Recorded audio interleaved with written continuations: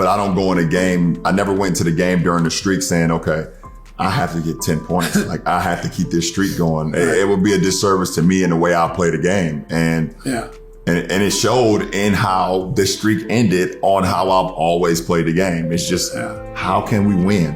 A few moments later. I'm a guy that goes to the bench and I like to look at the stat sheet. I like to look at, team turnovers, my personal turnovers, fast break points, what we're giving up, points off turnovers, whatever the case may be. And I look what I'm shooting from the field. Like, I like to be super efficient.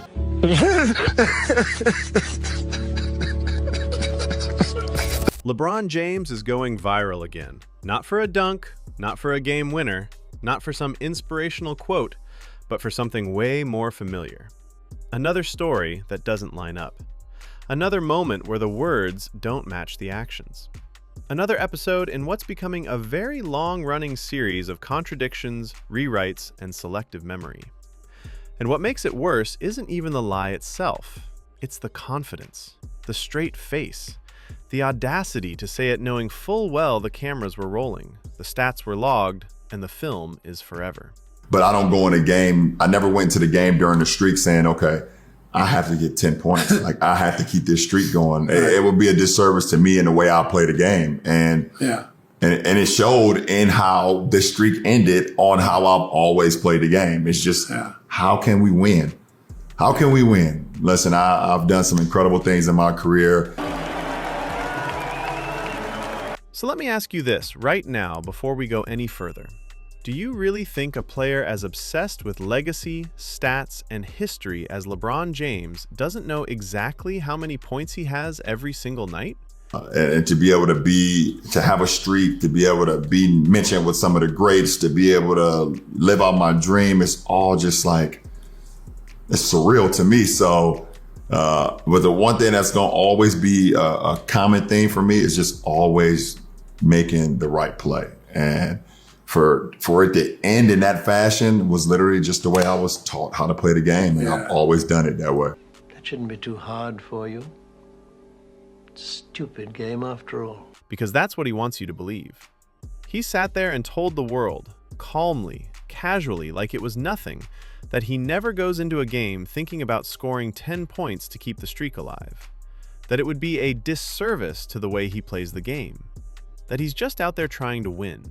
That the streak ended naturally, organically, purely within the flow of basketball. And the moment those words left his mouth, the internet did what it always does when someone underestimates collective memory.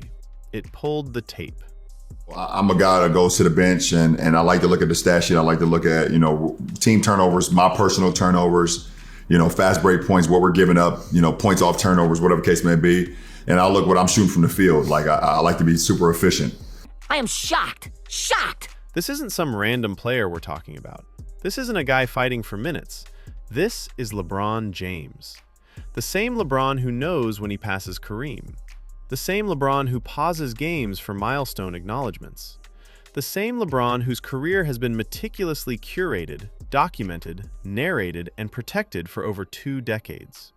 The idea that this man doesn't know whether he has 8 points, 9 points, or 10 points in a game is not just unbelievable, it's insulting to anyone who's watched basketball longer than 5 minutes. I would be lying to say that I don't know how many points I have at any given moment of the game. And here's the thing that really sets people off. It's not that he wanted the streak. Any competitor would. Any star would. A 10-point streak that spans over 1,000 games is historic. Nobody's mad at him for wanting it. What people are mad about is being told to ignore what they can clearly see. Being told their eyes are lying to them. Being told the film doesn't matter. Being told that down 30 points in the fourth quarter, still checking into the game, still shooting step-back threes, still forcing attempts, that somehow none of that had anything to do with keeping the streak alive. We watched the game. We saw the situation. The Lakers were getting blown out. The outcome was decided. There was no comeback brewing, no momentum swing, no strategic reason for him to be out there other than one thing. And then he hits the step-back three to get to double figures, and suddenly, everything makes sense. Suddenly, the story writes itself. Suddenly, the narrative becomes obvious. And that would have been fine if he had just owned it. But instead, he chose to deny it. He chose to gaslight. He chose to act like the idea itself was beneath him, like the suggestion was ridiculous, like he's somehow above caring about numbers, even though his entire career resume is built on numbers. If you break the record, you gonna cry? You gonna cry if you break the record? The scoring record? Yeah, the scoring record. You don't think so? Bet. I'm running this back. I know he's gonna cry. He goes. Championship, I'll cry. All right. Okay. Hey, that's history, bro. That's 40 years. And that's where people lose patience, because this isn't new. This is a pattern. From claiming he watched Kobe drop 81 live when the timelines don't add up, to knowing lyrics and groups that didn't exist yet, to books he supposedly read that he can't name passages from, to movies he says he watched that he clearly didn't understand, this has been happening for years. And every single time, there's a segment of fans who rush in to defend it. Not explain it, not contextualize it, defend it, excuse it, pretend it doesn't matter. At some point, patterns stop being coincidences. At some point, you don't get to say, he misspoke for the 15th time. At some point, you have to admit that the man just says things. And not because he has to, but because he's so used to nobody pushing back that he assumes nobody ever will. And what makes this particular moment different is that he told on himself in the same conversation. In one breath, he says he never thinks about point totals or streaks. In the next, he openly admits that he checks the stat sheet constantly, that he looks at his shooting percentage, that he knows how efficient he's being, that he'd be lying if he said he didn't know how many points he had at any given moment. Those are his words, not interpretation, not spin, his own words. So which is it? You can't be completely unaware of your point total and also admit you're constantly monitoring your stats. You can't say you're not thinking about scoring and also take 17 shots in a blowout loss. You can't say you're only focused on winning when the game is already lost and you're still out there forcing offense. Logic doesn't bend just because you're LeBron James. And this is where the conversation always goes sideways, because the moment you point this out, people start screaming about rings, longevity, and total points, as if those things somehow make basic logic irrelevant. As if accomplishments erase contradictions. As if being great at basketball means you're immune to criticism. Nobody is saying he isn't great. Nobody is saying he hasn't had an incredible career. That's not the argument. The argument is honesty. The argument is accountability. The argument is whether or not we're allowed to call a spade when we see it. Because the streak didn't end in some poetic, selfless way. It didn't end because he made the right basketball play. It ended because he finally had a night where even forcing it wasn't enough. And that's okay. That happens. Father Time is undefeated. What's not okay is rewriting the story afterward like nobody was watching. And let's talk about the environment around him, because this doesn't happen in a vacuum. This happens when everyone in the room benefits from agreeing with you. When everyone around you is on payroll, on contracts, on access. When nobody wants to be the guy who says, "Hey bro, we all know you were chasing that 10. Because that guy doesn't get invited back. That guy doesn't get the call. That guy doesn't get the seat at the table. Real friends don't let you lie to yourself. Real friends don't let you embarrass yourself on a public platform.